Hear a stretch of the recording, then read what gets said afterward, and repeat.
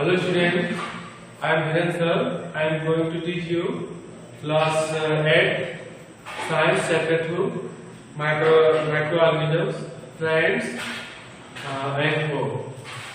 Students, हम आज class 8 का साइंस पढ़ाने जा रहे हैं, जिसमें हम चैप्टर 2 को बिगिन करेंगे। चैप्टर 2 माइक्रोऑर्गेनिजम्स एंड और होम। माइक्रोऑर्गेनिज्म हमारे मित्र या शत्रु, इसके बारे में हम स्टडी करेंगे। हम सभी जानते हैं कि in our surrounding there are several large organism around us. Some are visible, they are large animals and some are not visible. The tiny ones which can not be seen with naked eyes are called microorganism.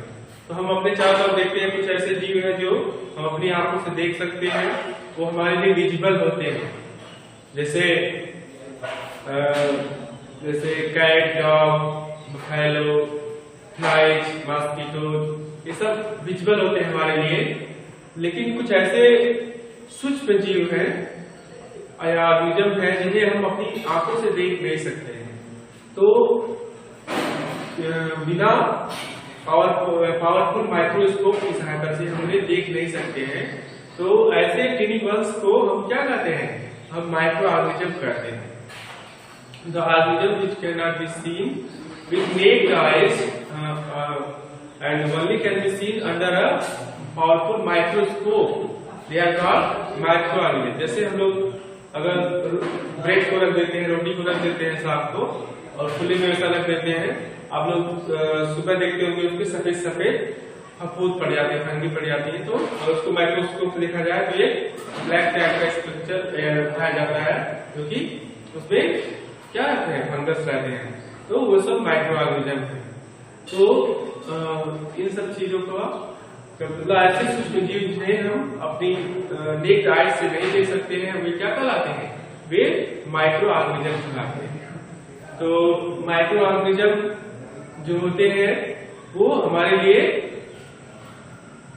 हानिकारक भी होते हैं और लाभकारी भी होते हैं। कुछ ऐसे माइक्रोऑर्गेनिज्म हैं जिनके कारण कई सारी बीमारियां होती हैं। उसमें कुछ ऐसे बैक्टीरिया हो गए, कुछ ऐसे फंगस हो गए, या वायरस हो गए, या कुछ ऐसे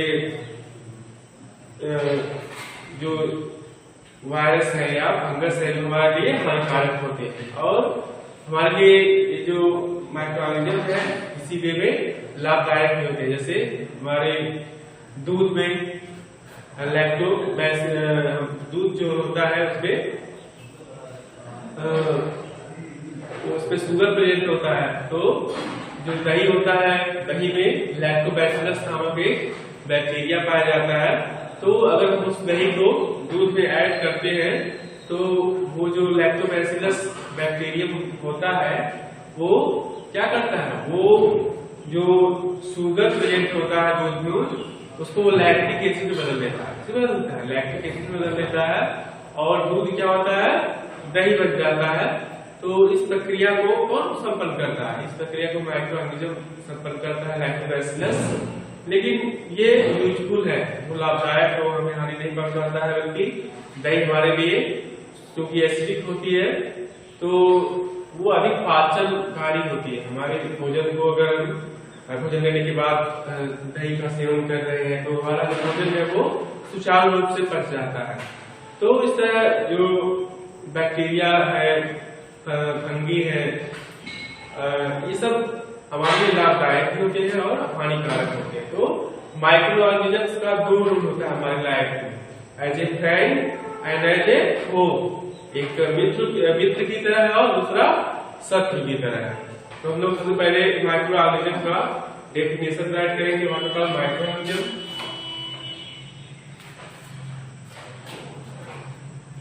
the tiny worms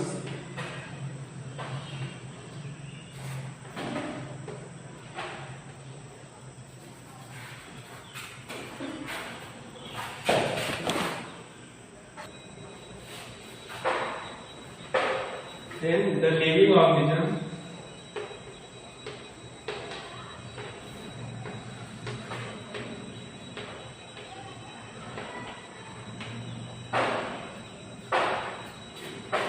which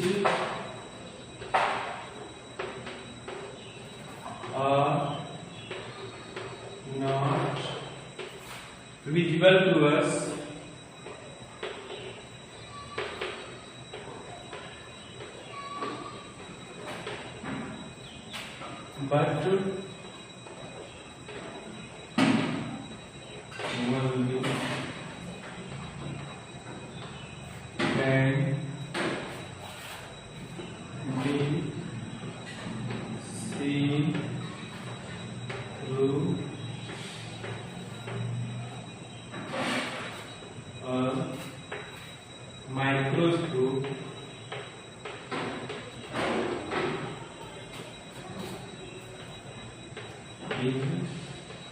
is called microorganism.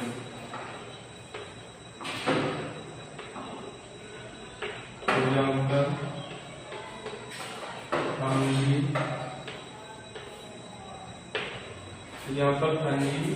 bacteria,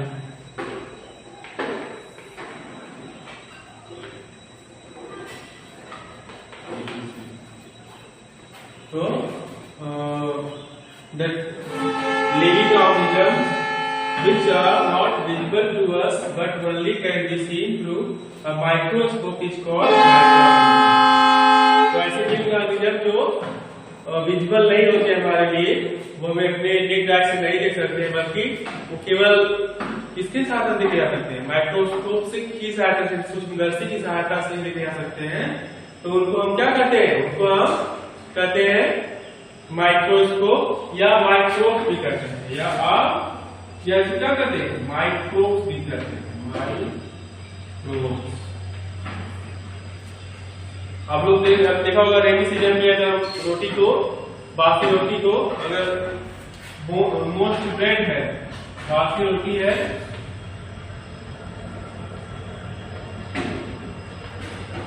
उसको रख देते हैं बाहर, तो उसपे व्हाइट ग्रेसी टाइप का उसपे एक कवर आ जाता है। ओके, तो उसको अगर हम माइक्रोस्कोप से देखें तो वहां पे हमें जो माइक्रो फंगी है उसकी उपस्थिति दिखाई देगी।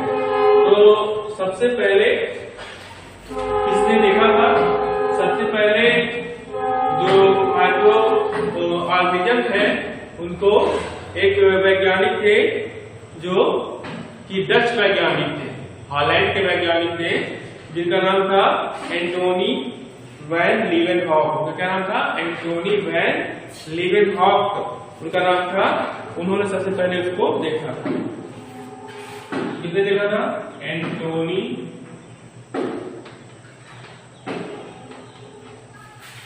वैन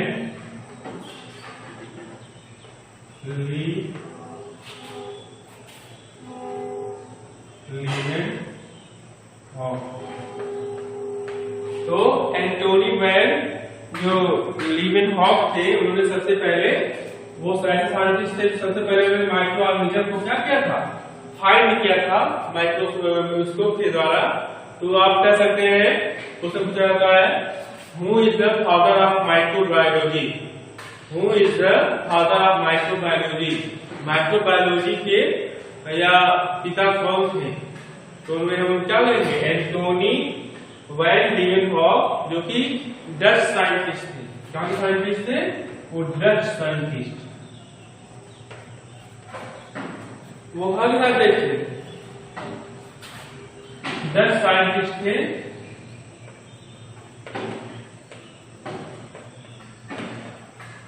हम सब जानते हैं डच, हम लोग हॉलैंड वासियों को डच कहते हैं। जो हॉलैंड के पीपुल रहते हैं उनको हम क्या कहते हैं? डच पीपुल कहते हैं। तो हॉलैंड के वैज्ञानिक एंटोनी वैन लीवेनहॉक ने सबसे पहले फाइंड किया था माइक्रो ऑर्गेनिज्म के बारे में, इसलिए उनको फादर ऑफ माइक्रोबायोलॉजी भी कहते हैं। अब हम लोग फाइंड करेंगे कि माइक्रोऑर्गेनिज्म के बारे में आप लोग पढ़ लिया, living organism which are not visible to us but only can be seen through a microscope is called microorganism। केवल उससे लिखे जा सकते हैं। मतलब हमारे नेक्स्ट आइज से लेके जाते हैं, तो हम क्या कहते हैं, माइक्रो ऑर्गेनिज्म कहते हैं। अब हम लोग पढ़ेंगे माइक्रोबायोलॉजी के बारे में। माइक्रोबायोलॉजी क्या होती है?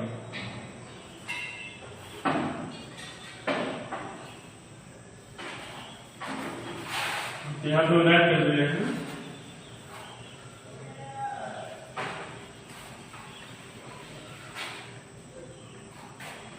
Microbiology, the branch of science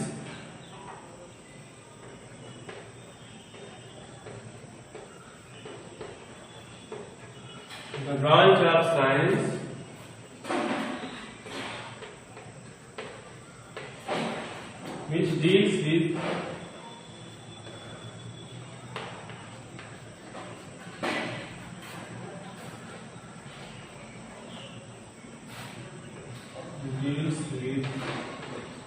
study of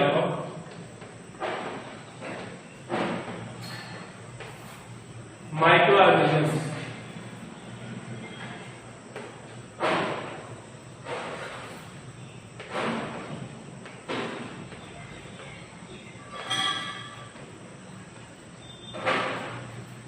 Branch of science which is study of microorganisms is called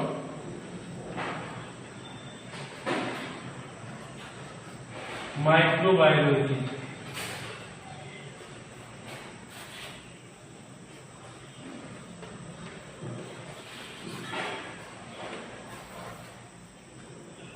okay, तो विज्ञान की वह शाखा जिसके अंतर्गत सूक्ष्म जीवों का अध्ययन होता है उसको हम माइक्रोबायोलॉजी कहते हैं। तो हम क्या कहते हैं, माइक्रोबायोलॉजी या सूक्ष्म जीव विज्ञान कहते हैं। ओके, अब हम पढ़ेंगे classification of micro organism. Micro organism होते हैं वो कितने टाइप के होते हैं, उनका वर्गीकरण, क्लासिफिकेशन ऑफ माइक्रो ऑर्गेनिज्म।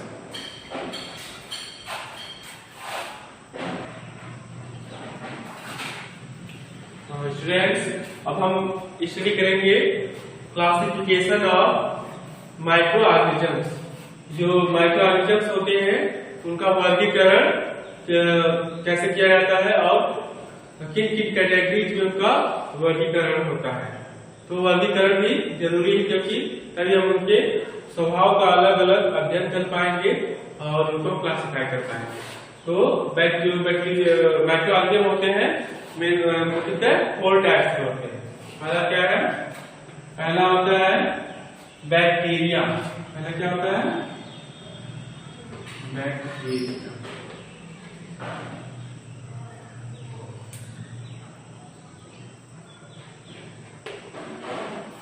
या इसको हम सिंगुलर बैक्टीरियम करते हैं। क्या करते हैं, सिंगुलर बैक्टीरियम।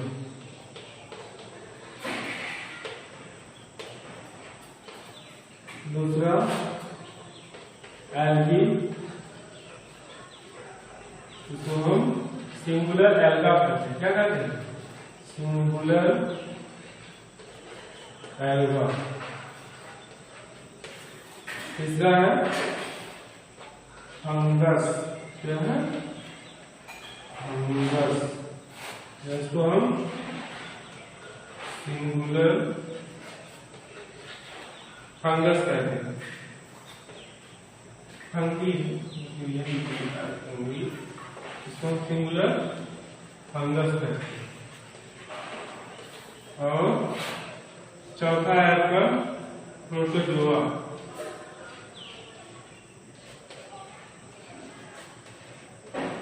प्रोटोजोआ को क्या कहते हैं, सिंगुलर प्रोटोजोआन। इसको हम सिंगुलर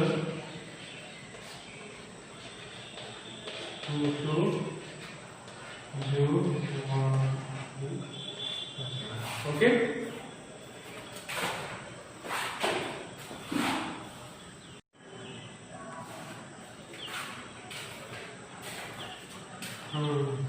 हेलो स्टूडेंट्स, अब हम पहले बैक्टीरिया के टाइप के बारे में पहले माइक्रोऑर्गेनिज्म टाइप है उसके बारे में पढ़ेंगे। वो बैक्टीरिया होता है। क्या होता है, बैक्टीरिया। तो हमसे जो बात है, बैक्टीरिया क्या होता है, bacteria are microscopic organism found almost everywhere. लगभग हर जगह पाया जाता है। The disease which are caused by bacterium are typhoid and tuberculosis. तो अधिकतर जो टाइफाइड होता है या जो मियादी बुखार में कहते हैं, टीबी में कहते हैं ट्यूबरकुलोसिस, वो किसके द्वारा स्प्रेड होता है? वो बैक्टीरिया के द्वारा स्प्रेड होता है।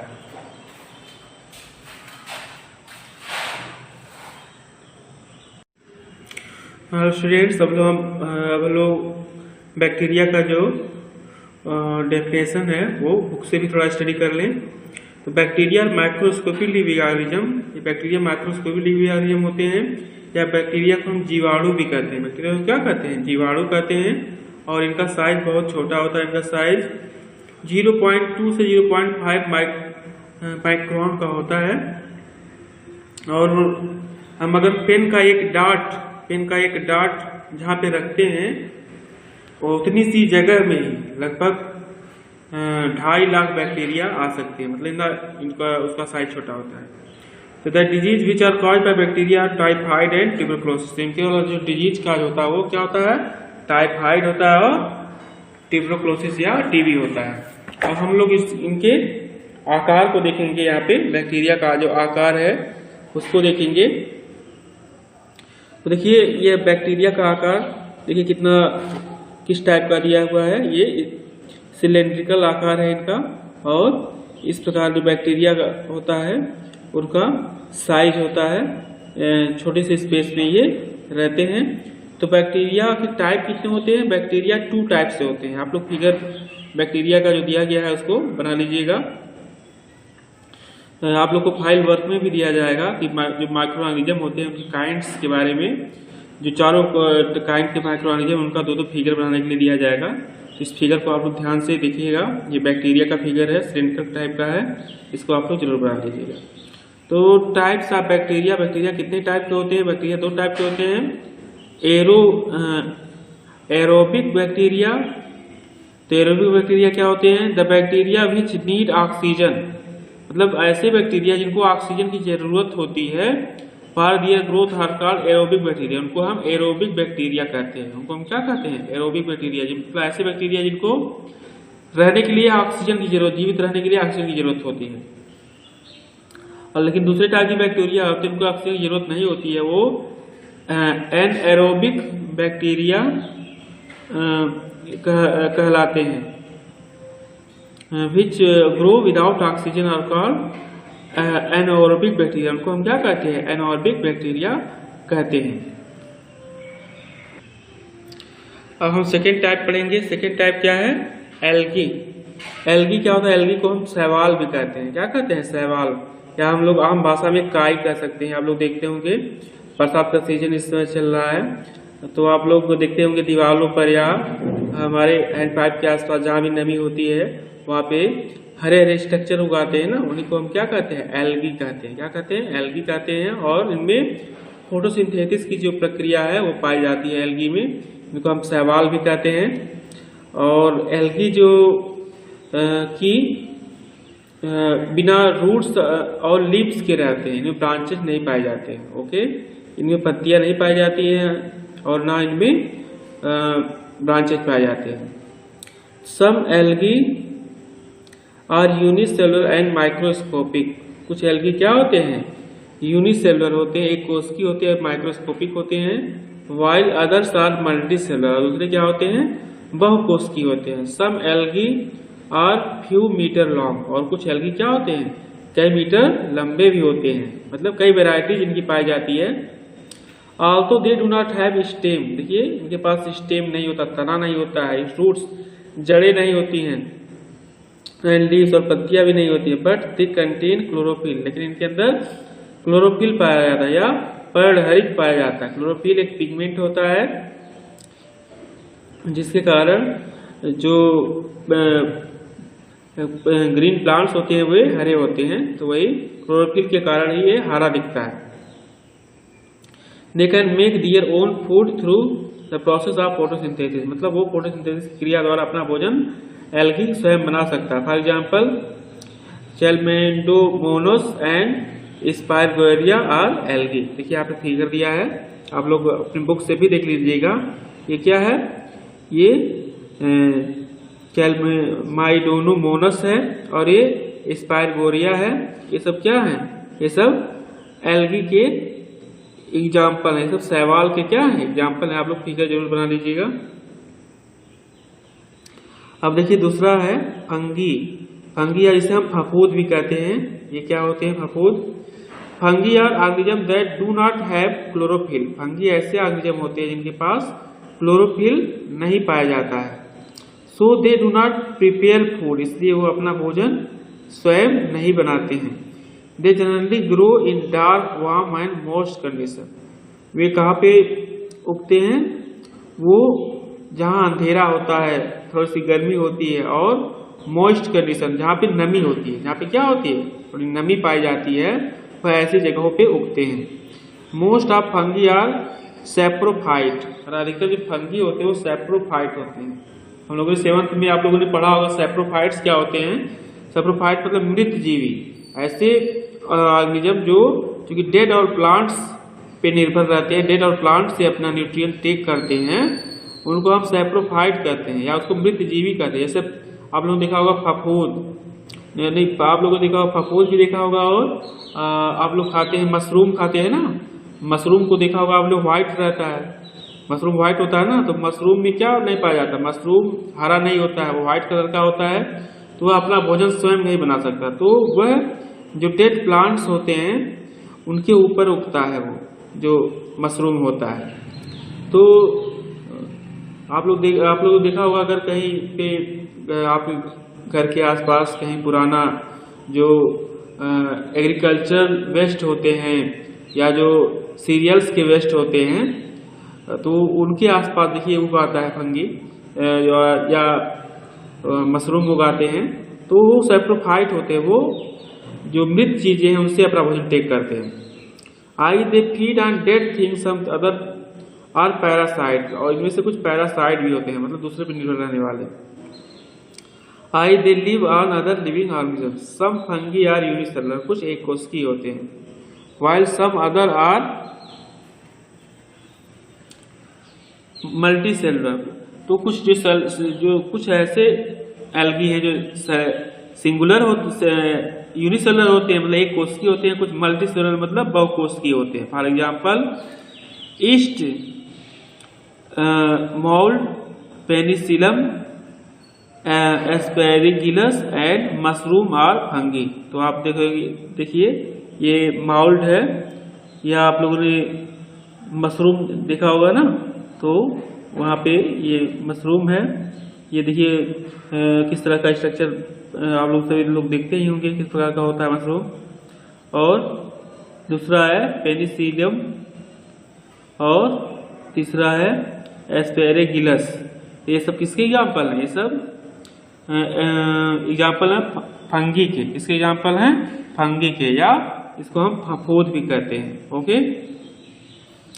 और चौथा जो काइंड्स होता है, चौथा काइंड्स क्या है? प्रोटोजोआ। प्रोटोजोआ को हम प्रजीवगण कह सकते हैं, यह एक कोशिकीय होते हैं। प्रोटोजोआ कैसे होते हैं? एक कोशिकीय होते हैं, और इनको प्रोटोजोआ जो है इनको इस यूनिवर्स का पहला जीव माना जाता है। इस अर्थ का पहला जीव किसको माना जाता है? प्रोटोजोआ को। ऐसा माना जाता है कि प्रोटोजोआ से ही जो मानव जीवन का आरंभ हुआ था। जो मानव जीवन है वो प्रोटोजोआ से, एक कोशिकीय जीवों से ही आरंभ हुआ था। तो प्रोटोजोआ को हम प्रजीवगण भी कह सकते हैं, या एक कोशिकीय जीव कह सकते हैं, या जीवगण कह सकते हैं। तो protozoa means the first animal, generally they are found in ponds. ताकि वो पहले जानवर थे जो कहाँ पाए जाते थे? पॉन्ड्स में पाए जाते थे, लाइक रिवर्स, नदियों में, लेक्स में, सी में, और डैम्ड सॉइल में। तो पहले समुद्र से जीवन की शुरुआत मानी जाती है। कैसा माना जाता है? पहले अमीबा या पैरामीशियम ये यूनिसेलुलर थे, समुद्र में पाए जाते थे, और इन्हीं से धीरे धीरे मल्टीसेलुलर ऑर्गेनिज्म का विकास हुआ। They are unicellular organism, most of the protozoa are either saprophytic or parasitic. तो अधिकतर जो ये जो प्रोटोजोआ होते हैं वो क्या होते हैं? सेप्रोफाइटिक। सेप्रोफाइटिक मतलब मृत जीवी होते हैं, मतलब डेड प्लांट और एनिमल से अपना भोजन टेक करते हैं, या पैरासाइटिक होते हैं। पैरासाइटिक मतलब यह परजीवी होते हैं, मतलब दूसरे ऑर्गेनिज्म से अपना न्यूट्रिएंट्स टेक करते हैं। हम बताए थे क्लास 7 में आप लोगों ने पढ़ा होगा कि मोड ऑफ न्यूट्रिशन, मोड में जो न्यूट्रिशन का मोड होता है उसमें सैप्रोफाइट, पैरासाइटिक, इंसेक्टिवोरस और भी आप लोगों ने पढ़ा होगा। और पैरासाइटिक होते हैं एक्सेप्ट यूग्लेना, जो यूग्लेना होता है उसको छोड़ करके बाकी या सैप्रोफाइट होते हैं या पैरासाइट होते हैं। एज यूग्लेना कंटेन क्लोरोफिल, क्योंकि यूग्लेना के अंदर क्या होता है, क्लोरोफिल पाया जाता है और ये अपना भोजन स्वयं बना लेता है। It can prepare its own food, या वो अपना भोजन स्वयं बना सकता है। For example it can prepare its own food, for example amoeba, paramecium, euglena और प्रोटोजोआ। तो इसके एग्जाम्पल प्रोटोजोआ के क्या है, अमीबा है, पैरामीशियम है और यूग्लिना है। और ये सब किसके एग्जाम्पल है, प्रोटोजोआ के, जिसमें यूग्लिना क्या होता है, यूग्लिना के अंदर ऐसा प्रोटोजोआ होता है जिसके अंदर फोटोसिंथेसिस की क्रिया पाई जाती है। Paramecium and euglena are protozoa. The disease which are caused by protozoa are dysentery and malaria. तो इनके द्वारा जो रोग उत्पन्न होते हैं वो सब क्या होते हैं, हैजा और मलेरिया। तो हम सभी जानते हैं जो मलेरिया होता है वह मादा जो एनोफिलीज मच्छर होती है उसमें उसके द्वारा स्प्रेड होता है, क्योंकि उसकी जो लार होती है उसमें उसकी लार में, तो उसकी जो लार होती है उसमें प्लाज्मोडियम नामक प्रोटोजोआ पाया जाता है, जो कि मलेरिया को ट्रांसफर करता है, मलेरिया का कैरियर होता है। जो प्लाज्मोडियम होता है मलेरिया का क्या होता है, कैरियर होता है। तो वो जो मादा एनोफिलीज होती है उसके द्वारा स्प्रेड होता है। तो जो डिजीज इसके और इनके द्वारा हैजा भी फैलता है। हैजा बीमारी है, आप लोगों ने सुना होगा, इसमें और दस्त होते हैं बार बार, और उसके द्वारा ये आगे जब मक्खियाँ उस पर बैठती हैं तो उससे क्या होता है, उस पर उस मक्खी, मान लीजिए किसी संक्रमित जो मक्खी है वो किसी के भोजन पे बैठ गई या जो स्वीट्स होते हैं उन पे बैठ गई, उसको कोई खा लिया तो धीरे धीरे ये फैलने लगता है। तो प्रोटोजोआ के एग्जाम्पल क्या है, ये देखिए अमीबा, देख रहे हैं ना आप अमीबा, ये अमीबा को देखिए अच्छे से, ये अमीबा का एग्जाम्पल है। ये अमीबा अपना शेप बदल भी सकता है क्योंकि ये यूनिसेलुलर ऑर्गेनिज्म है। इसके बारे में हम ब्रॉडली पढ़ेंगे अगले चैप्टर में। तो ये अमीबा का स्ट्रक्चर है, ये अमीबा क्या है, प्रोटोजोआ का एग्जाम्पल है। और ये क्या है, पैरामीशियम। देखिए पैरामीशियम का जो आकार है वो स्लीपर के टाइप का है, देख रहे हैं ना, जो स्लीपर का सोल होता है उस टाइप का है। तो पैरामीशियम का सोल स्ट्रक्चर है, तो इसको भी आप लोग कर लीजिएगा, बना लीजिएगा। अब देखिए viruses are also microscopic but are different from other microorganism. क्योंकि जो वायरस होते हैं वो भी माइक्रोस्कोपिक होते हैं, उनको भी हम नंगे आंखों से नहीं देख सकते हैं, उनके लिए माइक्रोस्कोप की आवश्यकता पड़ती है। लेकिन वो अदर माइक्रो ऑर्गेनिज्म से, दूसरे जो सूक्ष्म जीव हैं उनसे भिन्न होते हैं। कैसे, virus can not grow and reproduce on their own. क्योंकि वायरस या जो विषाणु होते हैं वो क्या होते हैं, वो आर द स्मॉलेस्ट माइक्रो, सबसे छोटे माइक्रो ऑर्गेनिज्म होते हैं और अपने से ग्रो और रिप्रोड्यूस नहीं हो सकते हैं। So they behave like non living thing, इसलिए वो एक निर्जीव जैसा व्यवहार करते हैं। When they enter the living cell of other organism, they reproduce and multiply by using the energy of the living cell। कहा कि लेकिन जब वो किसी सजीव प्राणी के अंदर प्रवेश कर जाते हैं, जो वायरस रहते हैं विषाणु, तो उसको होस्ट कहते हैं, जिसके अंदर प्रवेश कर जाते हैं और उसके अंदर वो क्या करते हैं, उसके अंदर वो रिप्रोड्यूस करने लगते हैं, मल्टीप्लाई होने लगते हैं। जैसे आजकल हम देख रहे हैं कोरोना का जो वायरस है, वो भी वायरस हानिकारक कब हो जाता है, जब वो किसी के सेल के अंदर प्रवेश कर जाता है तो उसी में ग्रो करता है, मल्टीप्लाई करता है। अगर उसको ट्रीटमेंट नहीं हुआ तो उसको किल भी कर सकता है। So they behave like non living, virus behave like non living thing as well living thing, मतलब लिविंग थिंग और नॉन लिविंग थिंग दोनों जैसा व्यवहार पाया जाता है।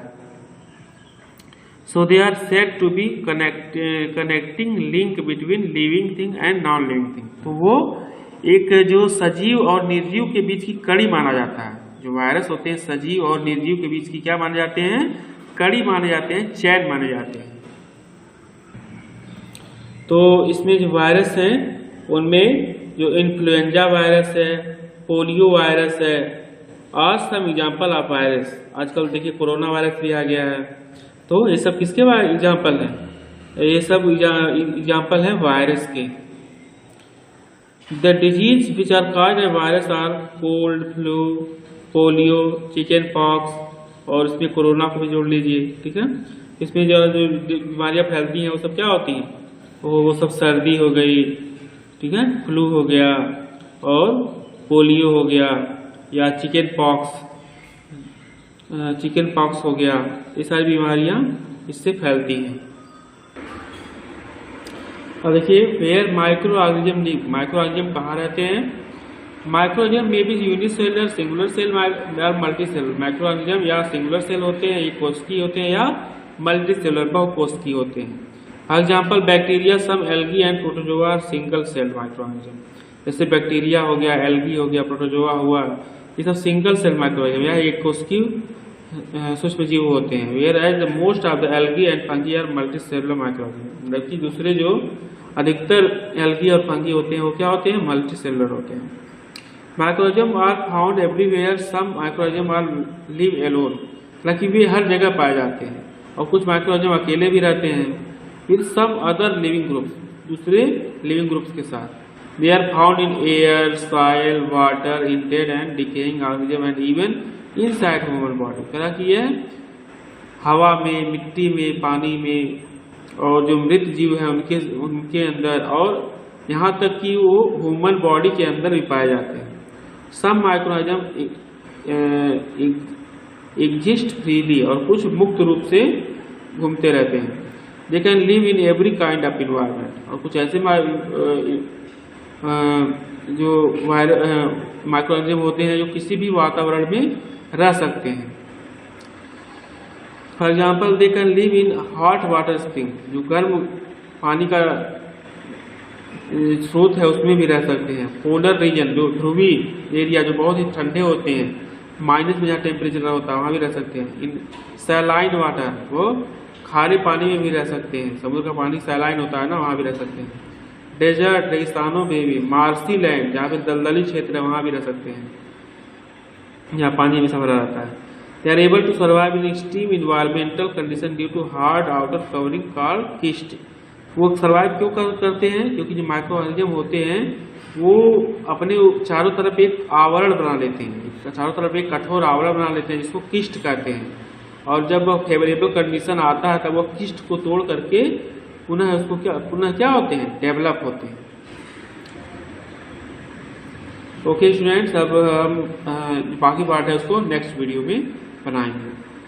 ओके।